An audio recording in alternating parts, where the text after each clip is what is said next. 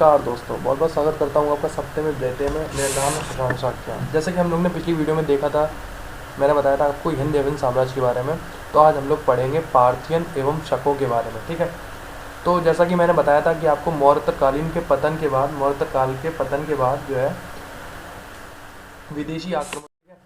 तो विदेशी आक्रमण में मैंने हिंद एवं साम्राज्य के बारे में बता दिया था आपको। आज मैं बताऊँगा पार्थियन और शकों के बारे में, ठीक है। तो मैं आपको बताने जा रहा हूँ पार्थियन, पहलव। जो पार्थियन और पहलव ये एक ही है। जो पहलव है वो जो है भारत में इनका नाम पहलवों के नाम से जाना गया, ठीक है। संस्कृत साहित्य में पहलव पहलव कहा गया इन्हों पार्थियनों को, ठीक है। तो संभवतः ईसा पूर्व की पहली शताब्दी में पश्चिमोत्तर भारत में कुछ भागों पर पार्थियन या पहलव शासन कर रहे थे, ठीक है। तो ये पश्चिमोत्तर भारत में शासन कर रहे थे, ठीक है। पहलवों का इतिहास और शकों का इतिहास आपस में इतना घुल मिल गया था कि ये निश्चित कर पाना असंभव था कि कौन शासक पहलव है और कौन शक है। मैं आपको बता दूं कि ये पहलव और शक एक जाति उप थी, ठीक है। तो ये जाति उप थे, शक, पहलव, शीथियन, पार्थियन, बैक्ट्रियन, ठीक है। तो आपस में ये लोग इतने घुल मिल गए थे कि ये निश्चित कर पाना मुश्किल था कि कौन शासक पहलव है कौन शक है, ठीक है। तो पहलव शक्ति का वास्तविक संस्थापक कौन था? पहलव शक्ति का वास्तविक संस्थापक यूक्रेटाइडिस का समकालीन मिथ्रेडाटस था। भारत में पहलव शक्ति का संस्थापक मिथ्रेडाटस था, जो कि यूक्रेटाइडिस का समकालीन था। अब यूक्रेटाइडिस कौन है? यूक्रेटाइडिस मैंने आपको बताया था वही एंटियोकस चतुर्थ का सेनापति, जो हिंद एवं साम्राज्य से रिलेट करता है, ठीक है। 2 किलो में बट गए थे, मैं डेमेट्रियस और यूक्रेटाइडिस बताया था मैंने आपको शायद पिछली वीडियो में, ठीक है। तो हो गया ये क्लियर, ठीक है। और इन लोगों की राजधानी थी तक्षशिला, ठीक है। तक्षशिला पाकिस्तान में थे उस टाइम, तो पाकिस्तान भारत में ही था। तो पाकिस्तान में ये एंटर हो गए थे, ईरान से आए थे। कहाँ से आए थे? ईरान से आए थे ये लोग, ईरान, ठीक है। तो भारत में आए विदेशी आक्रमणकारियों के वंशों का भारतीय संस्कृत साहित्य में नाम, ठीक है। ये देखिए यहाँ पर, ठीक है। तो बैक्ट्रियन लोगों को भारतीय ग्रंथों में यवन के नाम से जाना गया, ठीक है। और पार्थियन लोगों को भारतीय ग्रंथों में पहलवों के नाम से जाना गया, पहलव या पहलवों। सीथियन लोगों को शकों के नाम से जाना गया, ठीक है। और यूची लोगों को कुषाणों के नाम से जाना गया, ठीक है। ये भारतीय संस्कृत साहित्य में नाम है और ये विदेशी नाम है, ठीक है। आगे बढ़ते हैं। तो संभवतः भारत का प्रथम पार्थियन शासक माओस था, ठीक। ये देखिए, ये प्रथम पार्थियन शासक माओस था, ठीक है। और ये जो था ये पहलव शक्ति का वास्तविक संस्थापक था मिथ्रेडाटस। ये मिथ्रेडाटस था, संस्थापक है मिथ्रेडाटस, और प्रथम पार्थियन शासक है माओस, ठीक है। तो भारत का प्रथम पार्थियन शासक माओस था। स्वात घाटी एवं गांधार प्रदेश में अब तक मिले सिक्कों पर माओस का नाम मोए मिलता है, ठीक है। इसका जो है गांधार प्रदेश में अब तक मिले सिक्कों पर माओस का नाम मोए मिलता है, ठीक है। पाकिस्तान में पेशावर में, गांधार प्रदेश में, ठीक है, मोए मिलता है। पहला एवं पार्थियन शासकों में सबसे ख्याति प्राप्त शासक गोंदफर्निस था। इन शासकों में, पार्थियन शासकों में सबसे प्रसिद्ध और सबसे लोकप्रिय शासक और सबसे पराक्रमी शासक गोंदफर्निस था, ठीक है। ये गोंदफर्निस, इसी के बारे में ज़्यादा, इसके बारे में ज़्यादा इंपॉर्टेंट, ठीक है। गोंदफर्निस था। खरोष्टी लिपि के पेशावर यूसुफजाई प्रदेश में प्राप्त अभिलेख तख्तेबाही में इसे गुंदहर एवं फारसी भाषा में इसका नाम विंदफड़ मिलता है, ठीक है। तो इसके बारे में जानकारी कहाँ से मिलती है? इसके बारे में जानकारी मिलती है हमें तख्तेबाही अभिलेख में। यह है तख्तेबाही अभिलेख, यहाँ से जानकारी मिलती है गोंदफर्निस के बारे में, ठीक है। यूसुफजाई प्रदेश ये है पेशावर में, ठीक है, पाकिस्तान पेशावर, ठीक है। तो ये पेशावर में है अभिलेख, तख्तेबाही अभिलेख, ठीक है। तो गुंदहर एवं फारसी भाषा में इसका नाम विंदफड़ मिलता है, ठीक है। तख्तेबाही अभिलेख में गोंदफर्निस का पेशावर पर अधिकार सिद्ध होता है। इसने करीब 22 वर्ष तक शासन किया।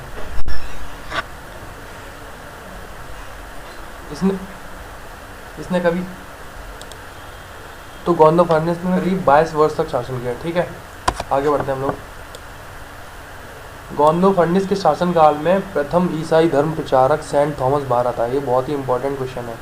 गोंदफर्निस जो पार्थियन था इसने 22 वर्ष तक शासन किया। इसका इसका इसके बारे में जानकारी तख्ते भाई अभिलेख में मिलती है, जो कि पाकिस्तान में है, पाकिस्तान में पेशावर में यूसुफजई प्रदेश में, ठीक है।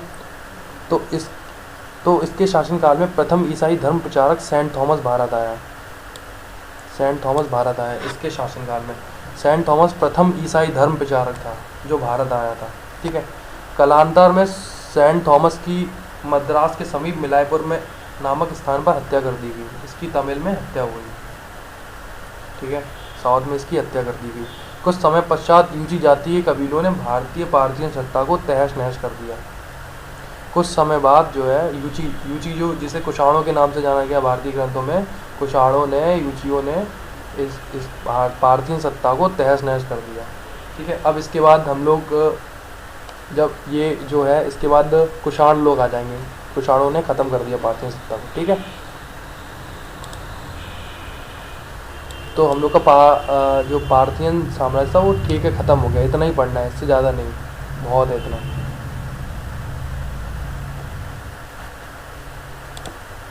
अब हम लोग देखेंगे शकों के बारे में, ठीक है। तो शक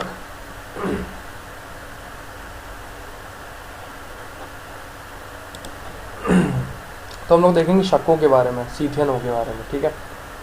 तो ये लोग कहाँ से आए, ठीक है, सोच रहे होंगे आप लोग ये लोग कहाँ से आए। ये लोग बैक्टीरिया पर शासन कर रहे थे। बैक्टीरिया से पहले कहाँ से आए ये लोग कैप्सियन सागर में, मध्य एशिया मान सकते हो, मध्य एशिया में जो है शासन कर रहे थे। तो वहाँ से यूची जाति के कबीलों ने वहाँ से इनको भगाया और ये भागते हुए शक जो है बैक्टीरिया पर आए और फिर बैक्टीरिया से सीधे भारत में आए, ठीक है। इनकी जो बैक्टीरिया पे आए, तो बैक्टीरिया से भारत में आए तो इनकी 4 शाखाएं जो है आई और एक शाखा जो है वहीं रह गई। तो जो 4 शाखाएं जो बटी वो तक्षशिला, मथुरा और नासिक और उज्जैन, ठीक है। तो हम लोग यहाँ से पढ़ेंगे। यूची नामक कबीलों द्वारा 165 ईसा पूर्व में शकों को मध्य एशिया से भगाया गया। ये देखिए, शकों को मध्य एशिया से भगाया गया, मध्य एशिया से भगाया गया। भागते हुए शक लोग बैक्टीरिया पर आक्रमण करते हुए भारत पहुँचे। देखिए है ना, बैक्टीरिया पर आक्रमण करते हुए भारत पहुँचे। शकों के विषय में प्रारंभिक जानकारी नक्शी स्तंभ प्रस्तर लेख से मिलती है, ठीक है। नक्शी स्तंभ प्रस्तर लेख वही है ये पेशावर में, ठीक है। इसके अतिरिक्त कुछ चीनी ग्रंथों में शकों को सई व सईवांग कहा गया। चीनी ग्रंथों में शकों को सई या सईवांग कहा गया, ठीक है। जैसे भारतीय ग्रंथों में शक कहा गया, ठीक है, और इनका विदेशी नाम शीथियन था, तो इनको चीनी ग्रंथों में सईवांग कहा गया। भारतीय साहित्य में शकों के प्रदेश को शकद्वीप या शकिस्तान कहा गया। भारतीय साहित्य में शकों के जो जहाँ शक रहते थे वहाँ उनको शकद्वीप या शकिस्तान कहा गया, ठीक है। ये भी बहुत इंपॉर्टेंट है। भारत में पश्चिमोत्तर प्रांत में बसने वाले शकों ने अपने को क्षत्रप कहा, ठीक है। क्षत्रप शब्द पुराने ईरानी शब्द क्षत्रपवन से लिया गया, ठीक है। क्षत्रपवन का मतलब प्रांतीय गवर्नर, ठीक है, लिया गया है। भारत में शकों की 2 शाखाएं यहाँ पर शासन कर रही थी, ठीक है। 2 शाखाएं यहाँ पर शासन कर रही थी, 2 तक्षशिला एवं मथुरा के शक शासक, ठीक है, उत्तरी क्षत्रप कहलाते थे, ठीक है। तक्षशिला और मथुरा के शक शासक उत्तरी क्षत्रप कहलाते थे और नासिक और उज्जैन के शक शासक पश्चिमी क्षत्रप कहलाते थे। क्योंकि तक्षशिला मथुरा उत्तर भारत में है, ठीक है, तो इसलिए उत्तरी क्षत्रप कहलाते थे और नासिक उज्जैन पश्चिम भारत में पश्चिम में है, तो पश्चिमी क्षत्रप कहलाते थे, ठीक है। उज्जैन भी पश्चिम में पड़ता है और नासिक भी पश्चिम में पड़ता है, तो पश्चिमी क्षत्रप कहलाते थे, ठीक है। तक्षशिला के प्रथम क्षत्रप शासक के रूप में मोगिया मोहिज का उल्लेख मिलता है, ठीक है। देखो, तक्षशिला के प्रथम क्षत्रप शासक के रूप में मोगिया मोहिज का उल्लेख मिलता है, ठीक है। इसने गांधार प्रदेश में शक राज्य की स्थापना की, ठीक है। शक राज्य की स्थापना किसने की? तो मोगिया मोहिज, इन्होंने जो है सर्वप्रथम तक्षशिला के क्षत्रप शासक के रूप में शक राज्य की स्थापना की। मथुरा के शीर सिंह अभिलेख में तक्षशिला के प्रथम क्षत्रप शासक के रूप में मोगिया मोहिज का उल्लेख मिलता है, ठीक है। और वह इसने गांधार प्रदेश में शक राज्य की स्थापना की, ठीक है। तो मोगिया मोहिज जो है, इसने जो है शक राज्य की स्थापना की, ठीक है। तो मथुरा की शीर सिंह अभिलेख में राजूल या राजूल के प्रथम क्षत्रप होने का उल्लेख मिलता है, ठीक है। देखो तक्षशिला का तो ये हो गया मोगिया मोहिज, ठीक है, और नासिक का हो गया राजूल या राजबूल, ठीक है। तो मथुरा के राजूल या राजबूल के विषय में शीर सिंह अभिलेख से जानकारी मिलती है, ठीक है। ये प्रथम मथुरा का क्षत्रप शासक था, ठीक है, उल्लेख मिलता है, ठीक है।